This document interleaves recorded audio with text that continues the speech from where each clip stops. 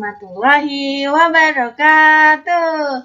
Halo anak-anakku, ketemu lagi dengan Ibu Siva. Hari ini adalah pembelajaran membatik.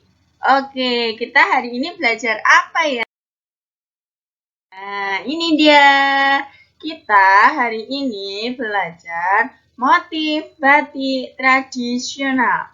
Contohnya itu yang pertama ada motif batik kawung, yang kedua ada motif batik ceplok, yang ketiga ada motif batik parang. Jadi, 3 motif ini termasuk motif batik tradisional. Apa saja tadi? Pertama, motif batik kawung. Yang kedua, motif batik parang.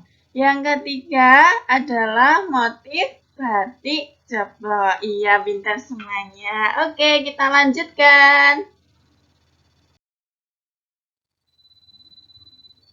Nah, berikut ini adalah gambar motif batik kawung. Ini adalah motif batik kawung, bentuknya seperti ini. Tuh. Ini juga motif batik kawung yang sudah diwarnai. Ini. Nah, batik kawung merupakan motif batik yang tertua berasal dari Jawa. Batik kawung pada zaman dahulu khusus disediakan untuk keluarga kerajaan. Jadi, zaman dulu batik kawung ini hanya digunakan untuk keluarga kerajaan, kalau yang lain tidak memakai.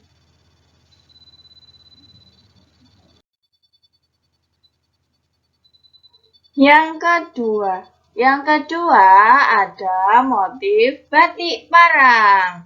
Motif batik parang berasal dari kata pereng yang berarti lereng. Perengan menggambarkan sebuah garis menurun dari tinggi ke rendah. Ini contohnya dari tinggi ke rendah. Jadi batik ini dari tinggi ke rendah. Dari tinggi ke rendah.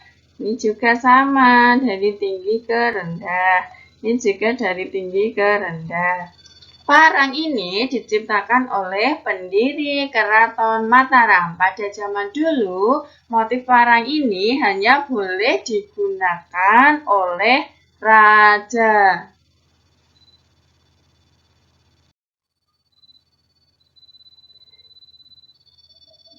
Yang ketiga ini ada motif batik ceplok. Motif batik ceplok memiliki bentuk geometris.